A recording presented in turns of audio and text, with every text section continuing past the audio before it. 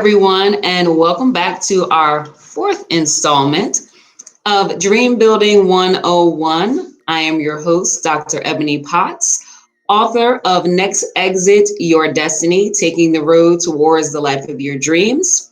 This channel is all about inspirational, motivational interviews and information to help you get over obstacles and to get on the path to living the best life that you can. So today we have yet another inspirational and motivational interview with Miss Twila Washington. She is the director of case management for Communities and Schools of Jacksonville. Hello. Hi.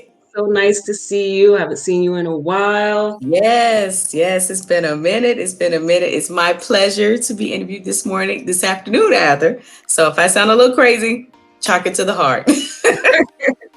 Well, why don't you, because people who are not from Florida are not extremely familiar with communities and schools. So why don't you tell people a little bit about what your title means? What is it that you do? Tell people what Communities and Schools does, and also kind of tell us how you ended up there. What was your path like to what you do now? Oh, well, this journey is not the traditional norm. But again, like Dr. Potts said, I'm actually with Communities and Schools of Jacksonville, and we are a national dropout prevention program. It encompasses literacy, case management, as well as an after-school component. So I've been blessed as of January of 2020 that I actually was promoted to the director of case management, which encompasses 4 different divisions and 39 staff and site coordinators in middle and high school site coordinators, empowering students and eliminating any academic barriers to success. So that's what I'm doing right now. And that is also I met Miss Washington a few years ago when I was an assistant principal at Andrew Jackson High School in Jacksonville. Go Tigers, go Tigers. But she is, I encountered her. She's just a phenomenal person, a heart of gold, really cares for students.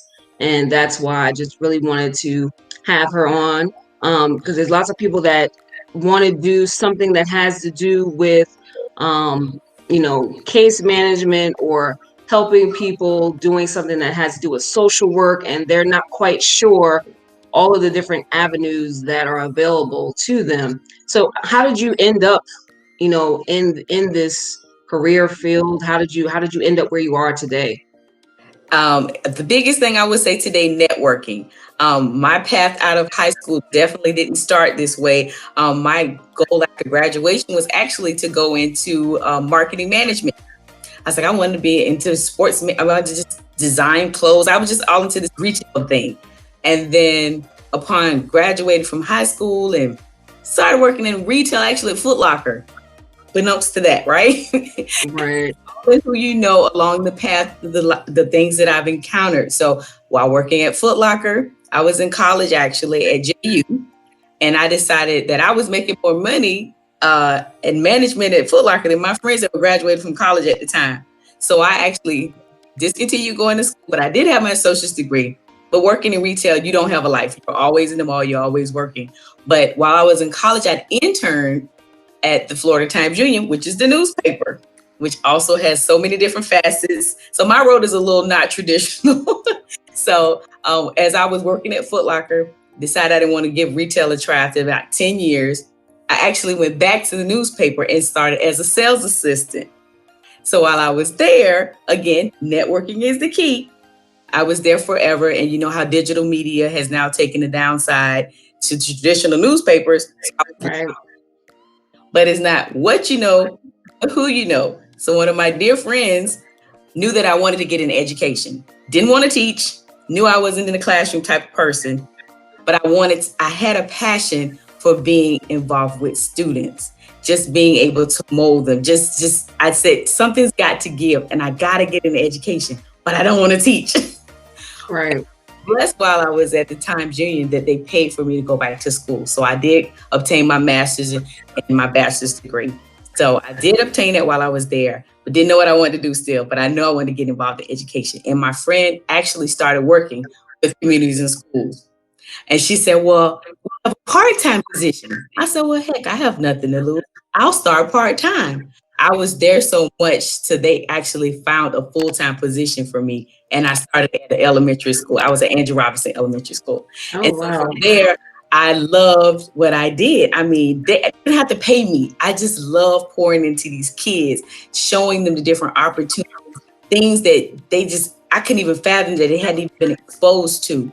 But it was just getting them out of that norm. So from elementary, I went to middle, went to high school. And then from there, God just blessed it to where an opportunity presented itself.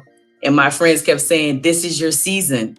So can you tell people on a daily basis, what is it? Because you kind of describe in general what communities and schools do. And I know from personal experience what communities and schools does, but someone that's not familiar with the organization, I know that you guys are wraparound services, but everyone that's watching doesn't know exactly what that means. So on a daily basis, when you are working with a specific school, what did you do previous to your new role and what do you do now? Anything that we can think of to possibly eliminate that barrier. Because for most people don't have that concern of when you go to school, you can focus on, I'm working on my academics. But for some of our students, when they come to school, they're worried about when I get home, am I going to have somewhere to sleep? Am I going to have food on the table? Are my parents going to be able to provide just the basic necessities of uniforms or hygiene items and all of those different things? So for us, we're that go between and say, I need you to come be a student, sit down in that chair and try to just focus on school. Let me be that in between to try to fill in that void that you may have at home, that your parents doing the best that they can. And with COVID, it's even more of another mental crisis opposed to social economics. So right now we're in crisis and incentive mode is what we've called it now. And as far as trying to eliminate any of those barriers to try to eliminate that crisis situation, because it's now the holiday season. So that's even more with COVID that a lot of parents are just trying to provide. So we've been doing Thanksgiving baskets and now we're focusing and flipping the lid on holiday baskets because we know when school's not in, these students aren't being fed. They don't have food. They don't have that extra. So on Fridays, we're making sure that we're sending home food packages. We call it our mini marts, that we're being able to provide just the basic necessities so students aren't going bed hungry. I mean, that's just things that those are just some of the simple things, or we're wrapping around with United Way to provide those mental health services, those counseling services. You know, we've been blessed to partner with a lot of different Jewish families. United Way, Duval County Public Schools have definitely allowed us to have that space to be able to be that link between school and home to fill that void. And it's very important, you know. I know firsthand, like I said, being an administrator in a school that worked very closely with community and schools, just how important you guys were. And, you know, just you as an individual, having someone that's passionate about what they were doing, you know, and we talk about on this particular channel about walking in your path and on your path and what you're called to do. And you know, having someone that's really passionate about students and helping them definitely came through when I worked with you. And the organization itself is a great organization, and it's even greater when they have people like you who really, really care about the students. Thank you. So how, when you were transitioning from, you know, Foot Locker to the position that you held previously to this new position, I talk about in my book, one of the chapters is fear. And in some of the previous interviews, we've talked about how fear tends to rear its ugly head when you're moving to the next step. And you talked about the fact that, you know, you were kind of like, oh, I'm good, you know, when you were encouraged to apply for the position you had previously.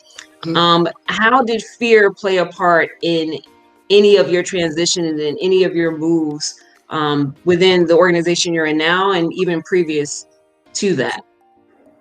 I'm glad you said that. For me, I think fear for me was me. I was my biggest barrier. You know how some people have people that the naysayers in their head. I've always been blessed to have some power sisters around me, between my mom and my grandparents, just my aunts, you know, because I'm an only child. I was just fortunate to wherever I even thought about speaking, they pushed me to do it. Regardless if I felt like I couldn't do it, they're like, you got it. So it's immediately when I mentioned it, they was like, we got your full support. What you want to do? I'm like, no, let me think about it. Fear, I was my biggest barrier to fear. And so once I finally felt more secure in myself and began to pray about it, that's what I do now, and get that discerning spirit, and then I move forward. But for me, fear, I was my biggest barrier. So for me, Galatians 6:9, let us not grow weary in well doing, and in due season, you will reap if you don't give up. And so for me, I was always in the background, wanting to take a back seat every job I've ever had. But God always saw fit to try to push me up front. I'm like, I'm good. I'm fine. I'm good in this job. I'm fine back here. And that's how my life is. I've been blessed in that aspect of circles that I've entwined. And I would say that with anybody, networking is truly the key in Jacksonville. As far as how I've gotten to where I've been. But fear for me, I think, but God has allowed to get that discerning spirit. And I've learned to pray before I seek. And, I might make a loop around and make another mistake or whatever. But for me, when I feel that peace and that calm, when I pray about it and ask God for discernment, then I'll act on it. And I think that's common with most people, when we're faced with, what could be the next level for us or the next step for us. There isn't actually someone sitting across from you going, girl, you can't do that. Or no, what are you thinking? Or well, how do you know that it's you in your own head that's like, I don't know, I'm not sure. What if I'm not ready? And one of the things that I read recently, that I think is so powerful is, if God, and it's not recent, I actually read it a while ago, but it takes on a new meaning for me, is if God brings you to it, then you're ready. You're ready. If God puts you right there for that position, then you are ready. And, you have to, say that to yourself, say it to yourself. You wouldn't be here if you weren't ready, or at least capable of learning what you needed to be ready. Right. So, that's important. And it is also great that you have people around you that are supportive, because everyone doesn't have that. Right. Everyone doesn't have that. So that's also wonderful. Mm-hmm. What other kind of obstacles or hurdles did you face along your path, besides your own head and some of the things you said to yourself? Well, and again, I just thank God that He allowed everything to happen in my life. I'm not sure if I ever shared with you when I had my son back in 2010. I'd never been sick, never had any previous illnesses, and I actually had severe preeclampsia. I spent 3 months in Vail, learning to walk, talk, eat, the whole nine over again. And again, when it happened to me, I was like, why, God? I said, but this wasn't about me. This was a testimony. I was like, you're looking at a miracle, thank God that I'm off dialysis. I'm not on a feeding tube. I'm able to walk, I'm able to talk. Didn't have to have a liver transplant or kidney transplant. All the things that had chalked up against me, but God allowed it to happen. And I said, this wasn't about me. This was the power of prayer, the power of healing, the power of all of the things that people say, what, huh? If you believe and you have faith in God, trust and believe, you have the power of a mustard seed, He's not lying, He can move mountains. So I didn't mean to pray or go that route, but for me, I can honestly say that God definitely has been a blessing to me. I've been blessed, and I just say that to say that I want to be a blessing. So that's why when I took the job with Communities Schools, I kept saying, I always think in my mindset, if I wasn't here to take care of my child, I would want somebody to intercede for mine. So when I advocate for these kids and I do what I do for these kids, I always said, I would want somebody to do that for mine. A lot of times students, when they're in middle school and elementary school, the future and what's going to happen to them and what's going to happen to them when they graduate is like, it's light years away. They're not thinking about it. But when you have, seniors and juniors and, all of a sudden everyone's asking them, hey, what are you going to do when you graduate? What are you going to do when you graduate? What are you going to do with your life? It becomes really, really real. It's like right here for them. So what do you say to them? And then what would you say to someone who's, getting on their path, or even career changers? What would you say to them to help them to make the right decisions, to get on the path to their best life? I would definitely say, first thing is just pray about it. And then start maybe networking. If this is what you truly want to do, start networking in your community, or even with the internet right now, maybe go out on some of different pages and say, is this really something I'm interested in doing? And just hobnob, because it's all who you know rather than what you know in an aspect of certain places. But attitude, you got to have a positive attitude, whatever the situation may bring, because unfortunately, you may not like where you are now, but to get where you may get to later, you don't want to bash wherever you currently are, because you never know when that circle's going to come back around. So whatever you're going through, talking as an experience, I always say everything is a learning experience. I tell my 9-year-old all the time, I'm still learning. I'm still learning. I'm still growing. So whatever experience you have, good, bad, or indifferent, you're going to learn something from it. Then you grow from it. So don't take it as, oh, I hate this place. I hate where I am. What can you do differently to get where you want to be? And if that's where you want to be is somewhere else, then work on positively getting there. So I would say at the end of the day, just attitude and everything. And if that's where you want to be, start planning to get there. Even what you do, I specifically, I'm thinking of someone that I know that wants to get into social work, who is an educator and has been an educator. However, she's trying to figure out, how to get in where you fit in, how to get in and transition. And, like you said, thinking outside of the box, like you did, you knew you wanted to be in education, but you didn't want to be in education, so again, networking, getting with people, and like you said, who finding out more about the different options, because again, most people, when you're in a field, you know a lot about education. Like I know a lot about education, but when I start thinking about social work, I'm like, okay, social worker, but there's lots of other pieces that go around that. So I mean, that advice that you just gave is golden. Definitely. Thank you. Well, anything else you want to add, or do you have any questions for me? I think the only thing I wanted to say is like, let's do a self-assessment. Something I thought about when I was like, what can I give as a nugget? I always said, if you enjoy what you're doing, it's not about the money. Because I've said it so many times, I could have been doing a million things if I was worried about the income. You know it yourself based on education. You could not be doing what you do if you're doing it for money. I found that if you're passionate and you really enjoy what you're doing, it's worth its weight in gold. That's true. Getting out of that mindset of people can find something that they enjoy doing opposed to a paycheck, I think life will be a lot better for a lot of people. Right, definitely. In my book, there is a self-assessment in my book, and it talks about finding your gift, finding exactly what you're talking about, something that you can do, that you can get lost in, where you're actually enjoying it. And that is really fulfillment. It's not just about making gazillion dollars. As long as you're on this planet, you're gonna have to do something to generate income. What can you do that you actually enjoy and you can still make money from it?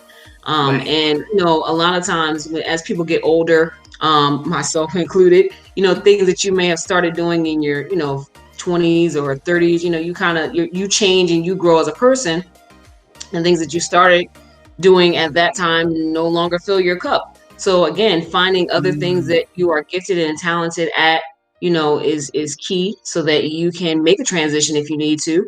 And, knowing that as well when you're younger is important too, because a lot of young people get into something because, oh, I'm going to be a doctor because I know it makes a lot of money, or I'm going to do this because everybody in my family is an educator.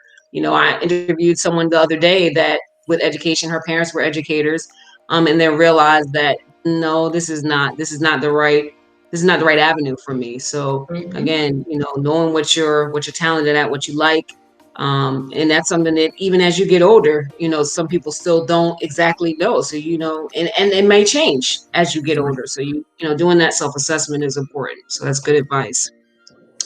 Well, I want to thank you so much for volunteering to be a guest on Dream Building 101. You have lots and lots of good information for people, and I'm sure that they will be able to take some of what you said and apply it to their lives and to help them to build their own dream for themselves. So thank you again. I appreciate you. Thank you, my sister. And for everyone watching, again, if you like what you saw, please hit like and subscribe to the channel. We will have lots more individuals on in the coming weeks that will help you to kind of see things in a different way, see people's paths and how they may have unconventionally gotten to their best life or living the life of their dreams, and can help you with some information to help you do the same. So don't forget to pick up my book, Next Exit, Your Destiny, Taking the Road Towards the Life of Your Dreams, by myself, Dr. Ebony Potts. It's available on Apple and on Amazon. And have a wonderful day. Thanks again, Miss Twila. Thank you. Have a wonderful day, and God bless everybody. Sick of sitting at your job, daydreaming about the life that you would have if you won that big jackpot? Do you want to design a life for yourself that you don't need to take a vacation from? Do you have a vision for your life that you just don't know how to make a reality? Next Exit Your Destiny is a witty, comical, yet straightforward guide that gives you common sense, easy to follow steps to make the life you dream of the life that you live. Get off of Unfulfilled Street, Unhappy Way, and Sunday Night Blues Boulevard and take the next exit towards your destiny today.